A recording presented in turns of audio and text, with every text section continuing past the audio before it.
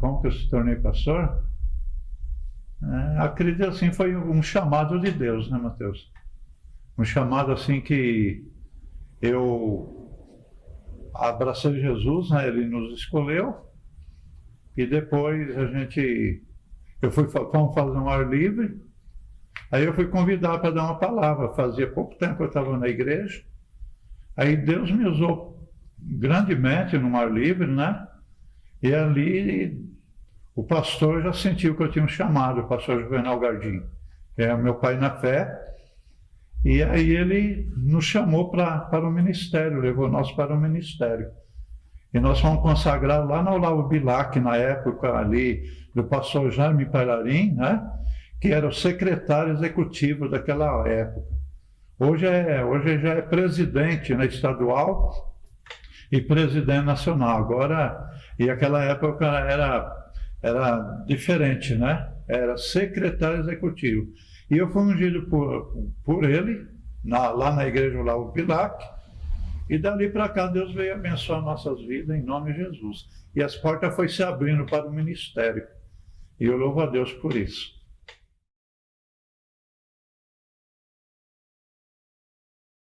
Olha, é uma coisa de Deus, né? Eu era pastor em Ibaté, fiquei 6 anos lá, e nosso irmão Edson, nossa irmã Cristina, eles foram atrás de mim lá em Ibaté para que eu viesse para cá. E quando eles estavam orando, eles oravam porque aqui tinha um salão, aqui onde era o Sacolão Santa Rita, um salão aproximadamente de aproximadamente 8 metros de comprimento e 3,5 de largura. E ali tinham os irmãos, mas cada dia tinha um pastor, não é? Mas os irmãos não queriam um dia um pastor vir pregar, outro dia outro. Eles queriam um pastor fixo, que viesse cuidar deles, como pastor. Aí o pastor Edson falou assim: olha, pastor Eduardo, eu tenho orado a Deus e Deus tem mostrado você, né? Aí ele me chamou, tinha uma campanha de cura divina, e eles me pediram, né? Eu falei para eles: eu vou orar a Deus, porque eu tenho um projeto em Ibaté. E era no final de ano. Aí eu tinha um projeto na cidade de Ibaté para o próximo ano, mas ele falou assim: olha, eu tenho orado e Deus tem mostrado seu rosto. Tem passado vários pastores na minha oração, mas Deus fala: não é esse, não é esse, não é esse. É esse, e era o meu rosto. Aí ele pediu para mim vir fazer uma campanha de cura divina. A gente não estava tendo culto à noite em Ibaté, eu vim fazer um culto, uma campanha de cura divina aqui, na igreja aqui, que era o salãozinho. E ali eu comecei a me apaixonar pela igreja. Aí eu senti de Deus, que Deus queria nós aqui em São Carlos. Então, tudo isso é um propósito de Deus para a nossa vida.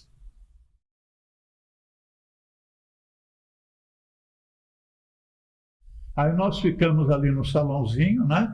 Porque não tinha pastor fixo que cuidava dos irmãos, vamos supor assim. Então era escalado, um pastor num dia, um pastor no outro. E naquela época era o nosso superintendente, pastor Henrique, pastor muito querido, abençoado por Deus. Hoje ele está aí com mais 90 anos de idade, né? E ele me abençoou. Ele também foi atrás de mim. Para mim, ele foi na minha casa. Naquela época eu morava lá na Antônio Frederico Zanam, na Vila Prado, na Boa Vista ali. Ele foi atrás de mim.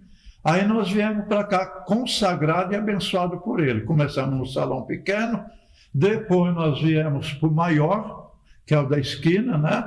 Também depois ali, depois que nós saímos de lá, nós fomos para o salão do João Miller. Naquela época ele era vereador em São Carlos, e o João Miller nos abençoou, né? Ele fez um preço bom do aluguel ali, e do salão pequeno nós passamos para o maior, depois nós fomos para o maior ainda. Ali naquela época tinha nosso irmão saudoso, irmão Sinésio, nosso vice da igreja, era aquela época, e dali a gente pagava o lugar para o João Miller.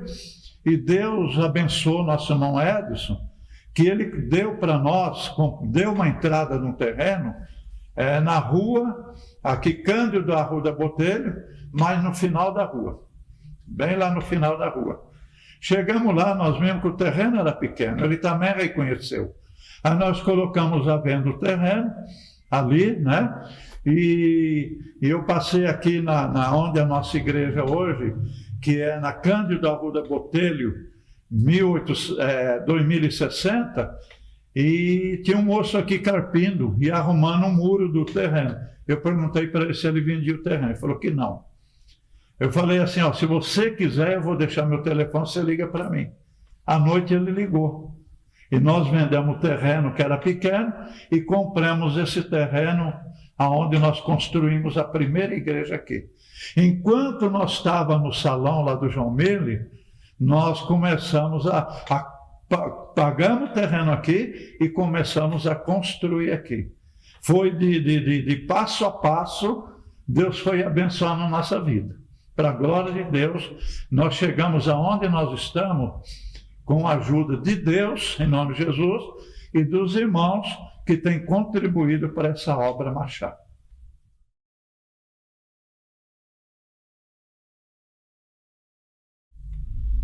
A gente tem enfrentado luta, né? Batalhas.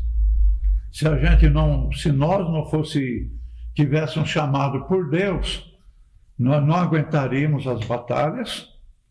Mas quando Deus escolhe a gente, Ele também fortalece a nossa vida. Passamos por muita luta, muitas decepções, mas nós, para a glória de Deus, nós sempre tivemos aqueles irmãos que nunca abandonou nossas vidas. E eu quero dizer também, né, que a gente viemos para cá, né, para a glória de Deus, e tem muitas pessoas hoje que elas não estão mais conosco aqui na terra, porque ganhamos para Jesus, estão no reino celestial, porque isto é o trabalho do pastor. O trabalho do pastor ele é ganhar alma para Jesus. E ensinar as pessoas como elas mudar a história da vida delas. Nós temos pessoas que vieram para a igreja arrastadas, pessoas deprimidas, pessoas decepcionadas com a família arrebentada, destruída, com depressão, doentes. E nós, através do nosso pastoreado, meu e da pastora Fátima, que Deus tem nos escolhido para esse trabalho, nós temos visto essas pessoas sendo abençoadas, curadas, pessoas que não tinham nem alimento dentro de casa, era uma total miséria, e que a sua vida ela mudou. Mas para isso nós precisávamos ter a sabedoria de Deus para a nossa vida, para ensinar. O trabalho do pastor, ele é cuidar da ovelha, é arrancar os carrapichos, e é curar as feridas, passar o óleo nas pessoas. Porque elas já vêm feridas lá de fora. Elas vêm com problemas. As pessoas que vêm para a igreja, elas vêm doentes. E elas precisam de remédio. E quando elas chegam em nós temos um remédio. Somos pastor. Mas, em primeiro lugar, nós temos aquele que nos orienta, que é o supremo pastor. Que ele é mais do que nós. Nós somos ensinados por ele para cuidar das ovelhas. E Deus tem nos honrado através disso. E eu louvo a Deus. Não é fácil, mas é gratificante. E tudo isso leva-nos a louvar e glorificar Jesus.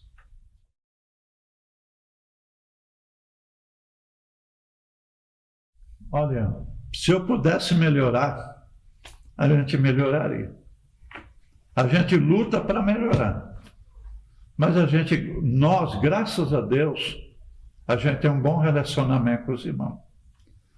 E se eu pudesse, eu conversaria com todos. E a maneira da gente conversar com os irmãos é pregando a palavra de Deus. É levando a eles a palavra de Deus e testemunhando. O primeiro testemunho não é da vida do irmão, que tem que dar para mim. Mas eu testemunhar a minha vida para os irmãos e ser exemplo para a igreja. Nós temos que ser exemplo. Jesus falou assim: vocês são o sal da terra e a luz do mundo. Então nós temos que ser exemplo. Paulo, ele diz assim: sede meus imitadores, assim como eu sou de Cristo. Então nós procuramos imitar a Cristo, não somos perfeitos como Ele é, mas nós estamos marchando para que isso um dia venha acontecer. Então nosso relacionamento para com os irmãos é muito bom.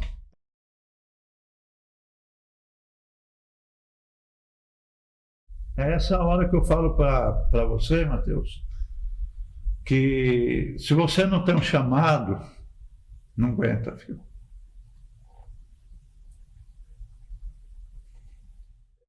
Já passamos, já teve rebelião, ingratidão, pessoal que a gente cuidou, abraçou, tratamos como o pai e fizeram, não reconheceram isso. Porque eu e a pastora Fátima, sempre a gente procurou ser leal com as pessoas. Temos defeito, ninguém é perfeito, só Jesus é perfeito. Mas a gente sempre tratou as pessoas bem. Já tivemos rebelião, decepção, pessoas que abandonou a igreja, mas nós, é aquilo que eu falei para você, sempre tem aqueles que ficam conosco. Aquele que nos tem honrado e permanecido. E diante de lutas que nós enfrentamos através de rebeliões, teve dia que nós tivemos uma rebelião dentro da igreja que 30 pessoas saíram de uma vez só. Foram atrás de profecias. Foi atrás de profecias por aí. E eu falo, Mateus, que a maior profecia para a nossa vida está na palavra de Deus. Você abre a Bíblia, Deus nos usa para pregar, e você lê a palavra de Deus, Deus está falando com você. Essa é a verdadeira profecia. Hoje eu estava até lembrando uma palavra que eu estava lendo, que eu vi em São Carlos, nessa época de pandemia, que muitos estão dizendo que muitas pessoas vão conhecer a verdadeira história, que a Bíblia não é uma fábula. A Bíblia Sagrada é a boca de Deus falando com o povo. Então, Mateus, é uma coisa muito séria isso aí, se você não tiver chamado. É igual os músicos. Permanecem os chamados, os adoradores. Eu acho que os dias mais difíceis que a gente enfrentou, eu vou colocar dois dias, né? 2 dias. Eu acho que um deles foi a morte do Lê. Foi muito difícil. A gente sofreu muito, nossos filhos sofreram muito. Era músico aqui Era muito na igreja, amigo, né? sabe? Então foi um dia, assim, muito difícil. A gente sofreu muito. E no velório daquele menino foi assim, a gente pensou, gente, a gente não vai conseguir seguir em frente. E o Lê era membro da igreja, né? Membro da igreja, músico do altar, amigo dos meus filhos, morreu junto com os meninos, também estava lá, então foi difícil. Então esse foi um momento assim que foi marcante pra gente, um momento de muita dor e muita tristeza. Esse foi um dos momentos difíceis. E outro momento difícil foi quando teve aquela rebelião que saiu logo uns 30. Mas tem uma coisa, a gente sabe de uma coisa, eu sei de uma coisa, todos os pastores sabem disso, que nós que somos pastores, a gente enfrenta muita diversidade na vida e a gente sabe que há muita ingratidão. Há muita ingratidão. E sabemos que até o próprio Jesus passou por muitas ingratidão. Então a gente não é diferente. E esposa de pastor sofre muito, porque ela ouve muita coisa, ouve muita ingratidão. E também sofre muito os filhos de pastor. Filho de pastor sofre demais. Se você perguntar para o Tiago, você quer ser pastor? Ele diz, imagina, de jeito nenhum. Nem no pensamento. Agora a Carol sim, a Carol vai ser pastora, vai ser consagrada esse ano, em nome de Jesus. Então a gente sofre muito. E uma coisa que eu aprendi durante esses anos todos, é uma coisa assim, que o pastor e o médico, eles são parecidos. Então muitas pessoas passam pela vida da gente para a gente cuidar dele quando chega doente, quebrado. Curar, né? Cura ele e ele vai embora. Até esse dia eu falei para a Jana, que a Jana veio aqui, e ela vai casar. Ela chegou tão doente, mas tão quebrada, que o dia que a Cleide me trouxe ela para eu cuidar dela, nós ficamos horas e horas no escritório, eu e ela. E eu ali curando dela, curando as feridas dela, ela falando do problema dela, do casamento dela, como foi que aconteceu, como que quebrou. E eu cuidei dela. Aí ela começou a namorar um moço de uma outra igreja. E ele é pastor lá. Ela disse, pastora, olha, eu vou acompanhar meu noivo. Eu disse para ela assim, olha, filha, eu não ia pedir para você diferente. De uma coisa eu sei, que você passou por aqui com a gente, você ficou mais ou menos um ano, e a gente curou você. E mantém o carinho conosco. Cara. E você recebeu alta. É como o médico. O médico fica feliz quando recebe um paciente muito doente e ele cuida daquele paciente por muito tempo. E o médico fica feliz e fala assim, ó, você está com alta. Então, muitas vezes, a gente entende isso, que a pessoa passou para ser curada, mas não é fácil. Cada vez que uma pessoa sai da igreja, é um pedaço da gente que vai embora. É muito triste. É muita ingratidão. A pessoa que sai, né, pastora, ela não sente. Ela não sente. Mas sente quem cuidou dela. A gente fica doente. Porque você pega amor, pega carinho, né? A gente fica doente. Se as pessoas soubessem o quanto um pastor sofre, tua família sofre, quando alguém sai, a gente fica se perguntando assim, aonde foi que eu errei? O que eu fiz de errado? E a gente sabe de uma coisa, que a gente não é perfeito. É como a gente, eu sei que um dia, eu e o pastor, eu magoei você, Mateus. Eu magoei o João. Mas eu sei também que muitas vezes o irmão também nos magoa a gente. Porque nós somos humanos. E o próprio Deus também permite isso, que as pessoas olham para um pastor e falam, nossa, esse pastor não é perfeito. Porque senão os homens iam querer seguir aquele homem. E perfeito não existe ninguém. Só Jesus. Perfeito é só Jesus. E nós sabemos de uma coisa. Eu falo sempre que nós somos a grande família. A gente discute, tem problema, mas sempre acaba pedindo perdão. É a mesma coisa. Um filho, uma família grande, que tem assim 5, 6, 10, mora na mesma casa. Os filhos, eles nunca pensam a mesma coisa. São pensamentos diferentes. Pensamento diferente. Posicionamento diferente. Mas eles vão embora de casa? Não. Não. Só com casa, ali. né? Ah, quando casa, ele vai embora. Mas ele se entende ali. E sabe que a vida é assim. E a gente tem que permanecer junto para a gente morar no céu. É a mesma coisa. A arca de Noé. Quando Deus falou para Noé, Noé, faz uma arca. Noé fez a arca. Coloca lá os bichos. Colocou os bichos. Você imagina o cheiro que aquele povo aguentou ali dentro? Os problemas, as lutas, aquele bicho gritando, berrando, defecando ali dentro. Foi difícil. Foi. Mas eles aguentou. E nós também. A gente pode olhar, a gente vem para a igreja para adorar Deus, para ouvir a palavra e olhar somente para Jesus. E seguir em frente. Seguir sem parar. Eu sempre falo uma coisa sempre, que os membros da igreja possam olhar para o pastor e ver que ele não é perfeito, mas a gente dá exemplo. Porque eu acho que é muito mais importante a pessoa olhar a nossa vida do que a palavra. Porque às vezes a pessoa fala uma palavra, mas ele não vive aquela palavra. Então o pastor, a pastora, o líder tem que dar exemplo. Tem que ser exemplo. Para Deus abençoar. Eu sei que fácil não é, mas eu sei que Deus é bom. E eu sei de uma coisa.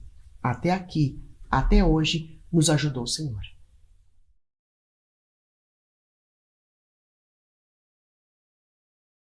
Essa pandemia foi uma surpresa para o mundo inteiro, né? Não atingiu só São Carlos, atingiu o mundo, Brasil.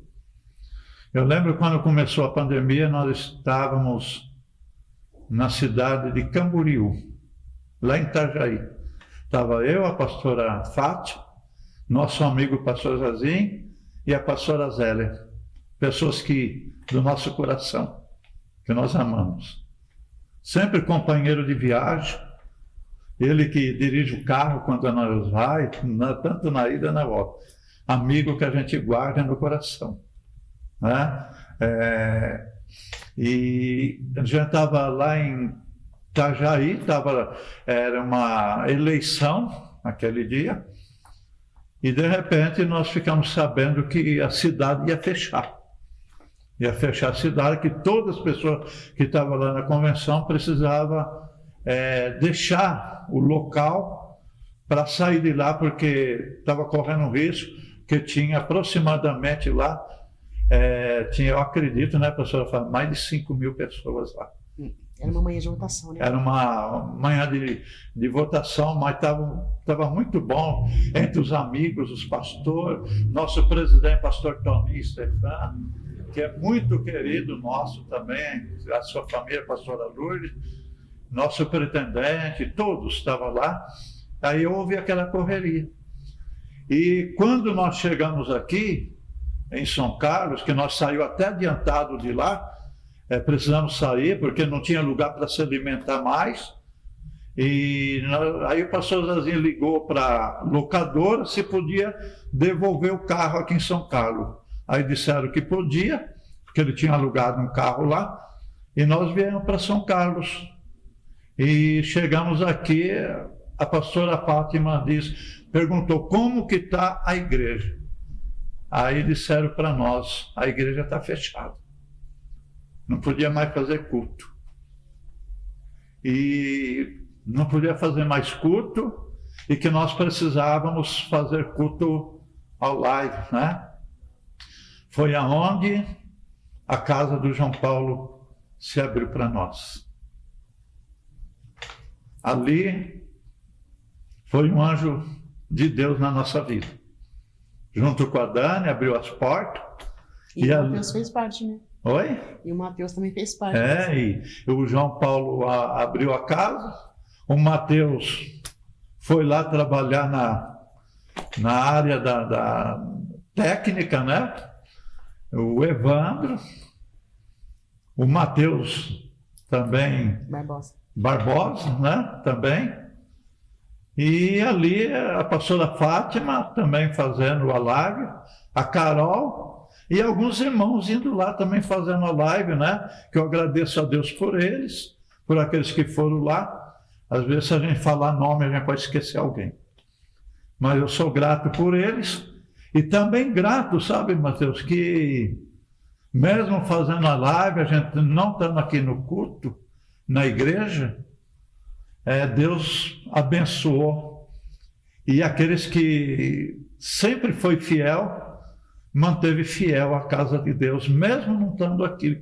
Um culto presencial, eles ofertaram, dizimaram para a casa de Deus, porque houve uma mudança muito grande aqui na área dos bombeiros também, dos projetos. Nós precisamos investir muito dinheiro na área dos projetos, para aprovação do alvará, e nessa época da pandemia nós aproveitamos isso aí.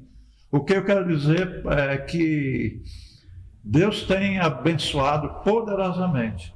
E agora nós estamos tendo culto presencial, mas pelo protocolo da lei da justiça, nós temos aí uma porcentagem de frequência na casa de Deus. E Deus tem honrado. Porque aqueles que vêm, eles levam a bênção para a família deles. Né? Você tem o marido e a esposa. Vem o marido, a mulher fica em casa com os filhos, e o marido vem e leva a bênção para a esposa e para os filhos.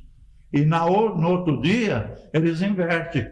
Muitas vezes vem a esposa, o marido fica com os filhos, e a esposa vem e leva a bênção para a família. Então, aqueles que realmente... porque esse momento de pandemia, Mateus, é um momento também aí de Deus estar vendo aquele que realmente confia nele. E aqueles que confiam nele vai ficar firme. Porque a palavra de Deus está se cumprindo a cada dia. E antes dessas pandemias vier ao mundo, tudo que está de praga, de fome, de miséria, terremoto, já está escrito na Bíblia. E Deus, ele falou assim, O céu passará e a terra pode passar, mas a minha palavra não vai passar. E eu velo por ela, para que ela se cumpra. Então, tudo que está na Bíblia Sagrada vai se cumprir. Aquilo que ainda não se cumpriu, vai se cumprir.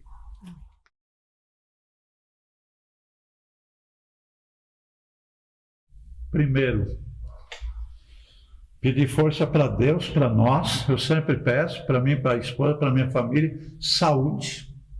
Saúde para a igreja, para os irmãos, para as irmãs. E o nosso projeto da igreja é a gente expandir o reino de Deus, que o projeto que venha crescer a obra de Deus. O nosso sonho é ver a casa de Deus cheia. Nós temos um projeto com criança, né? Que nessa pandemia parou tudo, né? Parou. E a Dani, a esposa do irmão João Paulo, é a coordenadora regional de crianças aqui na região de São Carlos. E antes dela ser coordenadora, ela é professora local, junto com a equipe de irmãs que tem trabalhado e com alguns irmãozinhos que tem trabalhado com as crianças lá no salão. E o projeto nosso é ter visão de crescimento para a obra de Deus, né? Projeto aí na área social, projeto em muitas áreas da igreja. Nós temos um sonho também, em nome de Jesus, que a igreja precisa. Nós acabamos de comprar, o ano passado, um terreno da esquina aqui da igreja, né? Um terreno não é grande, mas serve para colocar alguns carros ali. E o nosso projeto da igreja, se Deus quiser, em nome de Jesus, com a ajuda de Deus, comprar o terreno da frente da igreja, para que os irmãos venham com o seu carro e tenham um lugar estacionado e protegido. Esse é o nosso projeto. E também, irmão, tem um projeto social para cuidar de pessoas carentes aí que precisam da ajuda da igreja. Porque a igreja não pode cuidar só de quem está dentro dela. A igreja ela tem que cuidar de quem está lá fora também. Igual o projeto Lucas, que a igreja quadrangular tem, e o projeto Margarida. Eu ouvi uma pastora falar uma coisa muito linda, que a igreja quadrangular, eu louvo a Deus por essa igreja, porque foi nessa igreja quadrangular que Jesus mudou a minha história e mudou a história da pastora. E eu vejo, aquela pastora diz assim, que o projeto da igreja Lucas e o projeto da Margarida, que é homenagem, né, à mãe do pastor Mário de Oliveira, que é o nosso presidente nacional, um grande homem de Deus, abençoado por Deus, que tem uma história, se ele contar para você, você chora. Da onde Deus tirou ele e colocou. Né? E ela diz assim, que o projeto da igreja, o trabalho da igreja quadrangular é cuidar não só daqueles que estão dentro, mas daqueles que estão lá fora também.